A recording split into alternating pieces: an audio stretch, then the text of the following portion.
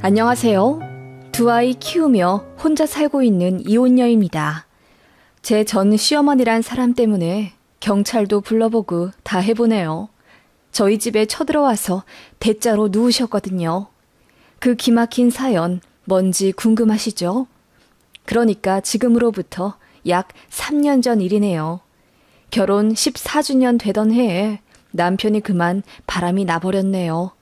어이없게도 초등학교, 아니 국민학교 다니던 시절 친하게 지내던 동창생이랑요. 둘이 같은 업계 직장인이었고 동창이라는 이유로 여럿이서 자주 모임을 가지더니 결국 둘이 눈이 맞아 저 몰래 둘이 해외여행도 2번이나 가고 주말마다 저녁마다 저와 아이들에게는 바쁘다고 핑계 대놓고는 잘만 놀려 다녔더군요. 그러다가 둘이 사귄 지 8개월쯤 되었을 무렵 오피스텔을 하나 전세로 얻어 밀회 장소로 하려 했다가 부동산에 간 것에 꼬리가 잡혀 모든 사실이 드러났습니다. 당시 저희 큰아이는 중1, 작은아이는 초등학교 5학년이었어요. 한창 예민하던 사춘기 아이들이라 상처 주고 싶지 않았기에 정말 하늘이 무너지는 슬픔과 충격이었지만 애들 앞에서 티 한 번 안 냈습니다. 애들 학교 가면 그제야 남편이랑 울고불고 싸웠고 애들이 학교랑 학원에서 돌아오면 아무 일도 없었던 듯 저녁 차려 먹고 애들 잠들면 남편 잡고 밖에 나와 옆 동네 아파트 벤치에서 울고불고 싸웠습니다. 우리 아파트에서 싸우면 소문나서 아이들한테 악영향이라도 갈까 봐요. 그 정도로 저는 제 감정이 우선이 아니라 아이들이 우선이었습니다. 남편도 저에게 미안하다며 사과했고 그 여자와는 정리하겠다고 약속했습니다. 그래서 3자 대면도 했죠. 그 여자 참 뻔뻔하더군요.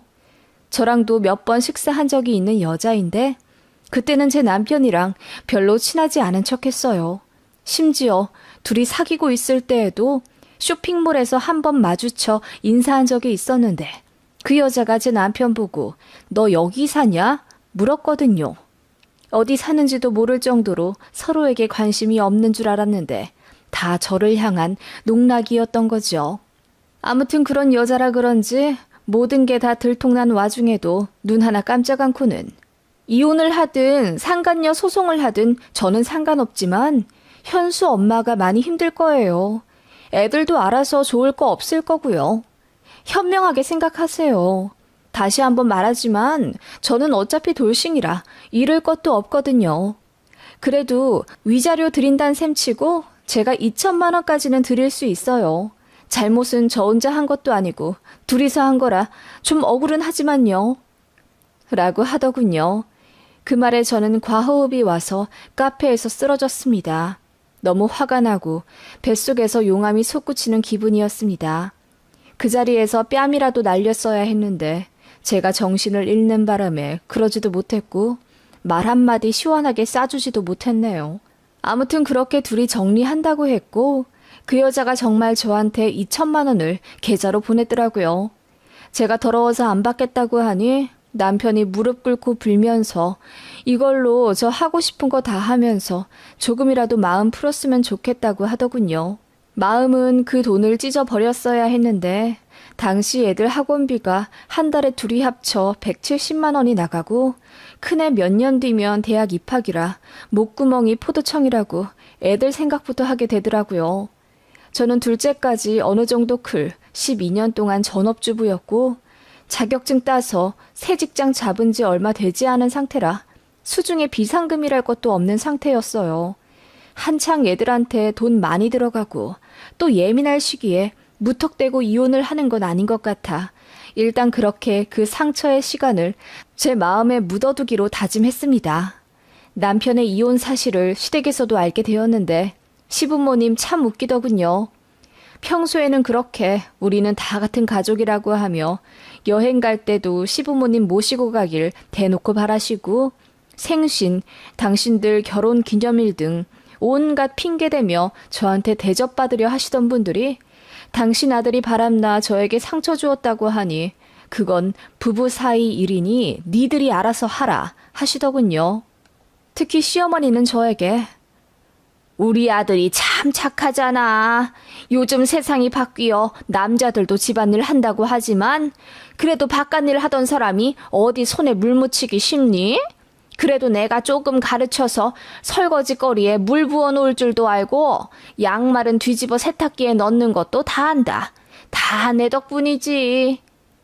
하셨는데 제 남편 바람났을 때는 다 제 탓이라 하시더군요. 그래도 네가 조금 더 잘했으면 남자가 바람이 났겠니? 물론 우리 아들이 잘했다는 건 아니지만 나는 모든 결과는 원인이 있다고 생각한다. 라고 하시며 제 가슴에 비수를 꽂으셨습니다. 저희랑 가까운 데서 살고 싶다 하시며 애들 유치원 다닐 때 갑자기 저희 집 근처 5분 거리 아파트에 말도 없이 이사를 오셔서는 밤이고 낮이고 시도 때도 없이 찾아오셨던 시부모님이었습니다. 우린 이제 한 가족이라며 저희 가족끼리 외식하는 것도 서운해 하셨지요. 애들 체육대회, 운동회, 크고 작은 행사에도 빠짐없이 초대받길 원하셨던 분들입니다. 그런데 등하원 도움은 칼같이 거절하셨지요. 제가 전업주부이니 알아서 하라고 하시면서요. 전업주부지만 저도 아플 때가 있고 급한 일이 있을 수도 있는데 그럴 때도 네가 알아서 하라.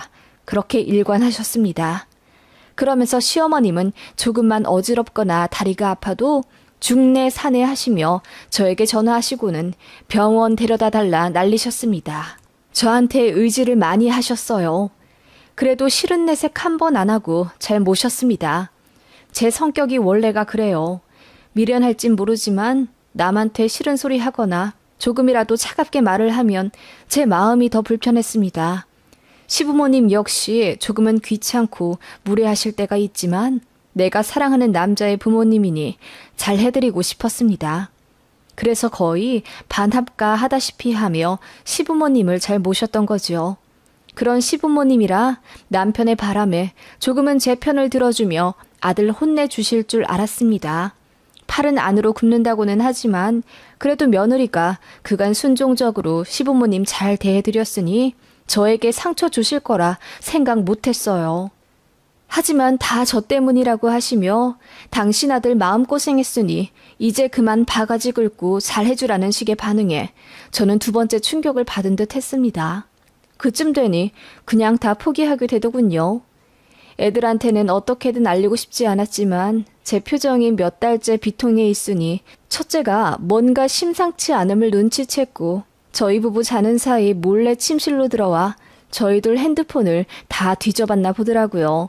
그리고 문자와 카톡 등을 보며 짐작해 70% 정도 알게 되었습니다. 첫째가 울고불고 난리가 났어요. 불행 중 다행인진 모르지만 둘째한테는 본인도 알리고 싶지 않다고 하더군요. 자기 마음이 너무 지옥이라 동생한테도 지옥을 선사하고 싶지 않다면서요. 그렇게 속 깊은 첫째 딸은 저에게 이혼하라고 하더군요. 학원비 때문에 그러는 거면 동생이랑 둘이 사교육 다 관두고 독학과 온라인으로 해보겠다며 본인은 아빠 같은 이중적인 사람과 살고 싶지 않다고 난리를 쳤습니다. 제가 너희 성인 되고 나면 이혼하겠으니 엄마 걱정하지 말고 공부나 열심히 하라니 본인을 위해서 이혼을 해주었으면 한답니다. 그 말에 마음이 많이 복잡해졌어요. 그래서 남편에게 말했더니 남편이 이제 용서받은 줄 알았는데 이럴 수는 없다며 울고불고 난리더군요. 시부모님도 그 사실 알게 되시고는 제 큰아이 불러다 호되게 야단쳤더라고요. 제가 이혼하게 된 직접적인 이유가 바로 그거였습니다. 저는 상처받아도 되지만 제 아이들은 상처받으면 안 되었어요. 제가 없잖아요. 아빠한테 실망해서 같이 살고 싶지 않은 큰아이 마음을 누구보다 잘 알기에 부모 이혼하라 부추겼다는 이유로 조부모님에게 혼나야 하는 제 큰딸이 불쌍해 눈이 돌아버릴 지경이었습니다. 그때 처음으로 시어머니께 대들었네요. 어머님, 우리 큰애 혼내셨다는 게 사실이에요? 그래, 지가 누구 때문에 먹고 살고 비싼 학원도 다니는데 어디 감히 부모님을 이혼하라 마라 하는 거야. 내 아들도 나한테는 귀한 자식이다. 내가 손주들한테 뭐 껌뻑 죽고 살 줄 알았어? 잘못한 건 혼나야지. 설마 네가 애 앞세워 우리 아들한테 이혼하자 하는 거냐? 어머님, 해도 너무하시네요. 제가 왜 그러겠어요. 전 애들이 평생 모르길 바란 사람이에요. 그리고 부모라면 응당 자식한테 베푸는 게 당연하죠. 가정 지킬 의무 안 지킨 건 애들 아빠예요. 큰애가 실망할 만하죠. 네가 그 모양이니까 우리 아들이 바람이 난 거지. 가장을 하늘같이 생각해도 모자랄 판에 네가 그 모양이니 우리 아들이 얼마나 외로웠겠어. 뭐라고요? 아들 교육 잘못 시켜 가족들한테 상처 준 주제에 뭘 잘했다고 귀한 내 딸 혼내세요? 어머님이나 어머님 아들 혼내시고 당장 내 딸한테 사과하세요. 저는 희까닥 뒤집힌 눈으로 시어머니한테 삿대질을 해가며 대들었고 어머님은 처음 보는 제 모습에 기절할 듯 놀라며 뒷걸음질 치셨습니다. 그리고 그제야 아무 말도 못하고 입을 다무셨지요. 그날 이후로 저도 시부모님으로부터 더 큰 상처를 받았다는 이유로 이혼을 요구했고 큰애까지 길길이 날뛰며 갈라서라고 하니 별 수 없이 남편이 이혼 도장을 찍어 주었습니다. 그러면서 상건녀 소송 안 하고 조용히 합의 이혼하는 대가로 지금 살고 있는 집을 넘겨주었습니다. 애들 성인 되기 전까지 다달이 200만 원 보내기로 했고요. 이혼하는 마당에 어쩌면 저희처럼 평화롭게 갈라선 집도 몇 없을 겁니다. 저 역시 진흙탕 싸움은 원치 않았기에 상처는 상처로 남기고 현실을 위해 조용히 이혼했습니다. 이미 마음 떠난 사람이니 제가 뭘 어찌 해봤자 저만 손해란 것도 깨달았지요. 그렇게 남편만 짐 싸서 나갔고 작은 애한테는 아빠가 다른 지역으로 발령이 났다고 대충 둘러댔습니다. 한 달에 한 번 자녀 접견 날에는 큰애만 빼고 작은 애만 아빠랑 하루 종일 시간 보내기로 했어요. 이혼 후 그렇게 적응해 살고 있는데 느닷없이 시어머니가 제 집에 찾아오셨습니다. 처음 방문하신 건 이혼하고 2달쯤 되었을 때네요. 벨이 울려서 누군가 하고 인터폰을 받더니 전 시어머니였어요. 문을 여니 어머님이 잔뜩 굳은 얼굴을 하고 얘기 좀 하러 왔다고 하시더군요. 그러더니 선심을 썼다는 듯 비밀번호 안 누르고 벨 눌렀다. 내 아들 집에 오면서 이게 말이나 되는 일이냐? 라고 하시더군요. 이게 왜 애들 아빠 집이에요? 이제 내 집이죠. 제가 전에 없이 냉랭하게 말하자 전시모 얼굴이 불그락 푸르락 하더군요. 저더러 변했다고 하시며 그래도 잘난 건 없지만 착하고 순한 맛으로 데리고 살았었다고 저를 약 올리듯 말씀하시길래 저도 애들 아빠 뭐 볼 거 있어서 결혼한 줄 아세요? 인물이 너무 별로라 바람은 안 피우겠다 생각하고 한 결혼이에요. 라고 했더니 전시모 얼굴이 벌개지더군요. 어머님이랑 제 전 남편이랑 얼굴이며 체형이며 판박이 수준이거든요.